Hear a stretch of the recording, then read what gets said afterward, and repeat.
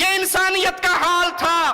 پھر انسانیت کو درس دیا محمد کریم صلی اللہ علیہ وسلم نے ایک اللہ کی عبادت کا. اور پھر حال یہ ہوا مصطفیٰ اسی جنگل سے ایک جنگل سے گزرتے ہیں, آواز سنتے ہیں اللہ اکبر اللہ اکبر. آپ فرماتے ہیں تو فطرت سلیم پہ ہے, رب کی کبریائی کا نعرہ لگانے والے. وہ آواز لگاتا ہے اشہد ان لا الہ الا اللہ. پیارے حبیب کی مبارک زبان حرکت میں آتی ہے اور فرماتے ہیں نجوت من النار.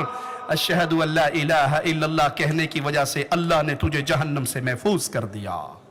پھر وہ جنگلوں میں ڈرتے نہیں تھے, ان کے دل میں ڈر ہوتا تھا ایک اللہ کا. بکریاں چرانے والا چرواہا ہے, سوال کرنے والا سوال کرتا ہے ایک بکری بیچ دے. وہ جواب میں کہتے ہیں میں تو غلام ہوں, آقا کی بکریاں چرا رہا ہوں, کیسے بیچ دوں؟ کہا کوئی بات نہیں, قل للمالک اکلہ الذئب, کہہ دینا بھیڑیا اٹھا کے بھاگ گیا تھا. وہ چرواہا جس کے دل میں جنگل کے اندر رہتے ہوئے بھی ایک مالک کا ڈر پیدا ہو چکا تھا, پیارے حبیب کی سیرت پہ آنے کے بعد وہ جواب میں اس سائل سے پوچھتا ہے وَمَاذَا أَقُولُ لِلَّهِ, اپنے آقا کو تو یہ کہہ کے میں خاموش کروا دوں گا, بھیڑیا اٹھا کے لے گیا. ایک دن تو قیامت کا بھی آنے والا ہے نا, جب میں نے اللہ کے سامنے کھڑا ہونا ہے, جب اللہ نے میری زندگی کا مجھ سے حساب و کتاب لینا ہے. وَمَاذَا أَقُولُ لِلَّهِ, اس وقت میں رب نے جب پوچھا کہ بھیڑیے کا جھوٹ کیوں بولا تھا, اللہ کو کیا کہوں گا. یہ رب کا ڈر پیدا کیا. تو محمد الرسول اللہ صلی اللہ علیہ وسلم کی سیرت نے یہ انسانیت کو, بھٹکی ہوئی انسانیت کو اللہ سے جوڑا.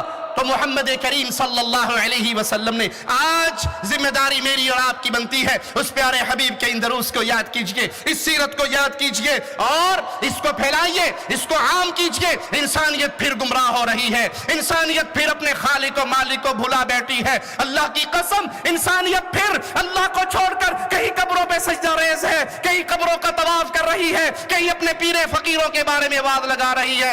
لوکی عرشاں اتے لب دینے پیر نوری بوری والے دے اولے اللہ آ بیٹھا. لاہور کا بابا نوری بوری والا جس کی لاہور میں بہت بڑی قبر ہے, اس کے بارے میں قوال نعیم اس کو سامنے بٹھا کر کہتا ہے کہ لوگ تو اللہ کو تلاش کرنے کے لیے عرشوں کا تصور کر کے بیٹھے ہیں اور بھول گئے ہیں کہ اللہ عرش پہ نہیں ہے, بلکہ یہ پیر نوری بوری والا اللہ کی صورت میں دھرتی پہ آیا ہے. اے امت توحید, اے امت اسلام, اے اعتدال کے دائی اہل الحدیث کی جماعت, اے نوجوانوں, اے مالداروں, اے عزت والوں, اے قلم کی طاقت رکھنے والوں, اے زبان کی قوت رکھنے والوں, اے مال کی پاور رکھنے والوں, اگر اللہ نے آپ سے یہ سوال کیا جب میری توحید کو چھوڑ کر لوگ قبروں پہ سجدہ ریز تھے, لوگ قبروں کا طواف کر رہے تھے, لوگ پیروں کو اللہ کا نام دے رہے تھے, تم نے اپنے مال سے, اپنی جان سے, اپنی قلم سے, اپنی زبان سے, اپنی صلاحیتوں سے, اپنی طاقتوں سے, اپنی قوتوں سے کتنے لوگوں تک لا الہ الا اللہ کا پیغام پہنچایا, جس پیغام کے لیے محمد کریم صلی اللہ علیہ وسلم کے پیارے چچا کے جسم کے انگ انگ کو کاٹا گیا. آپ نے اعلان کیا حمزہ چچا یہ صرف شہید نہیں ہے, قیامت تک آنے والے شہیدوں کا سردار سید الشہداء امیر حمزہ ہے.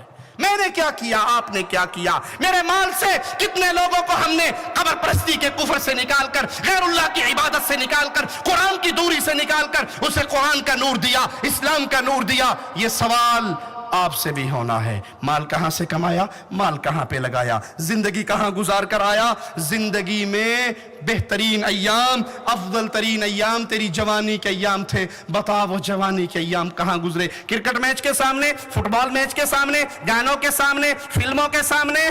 ارے بھائی یہ زندگی پہلا اور آخری موقع ہے, جب یہ چھن جائے گی دوبارہ نہیں ملے گی.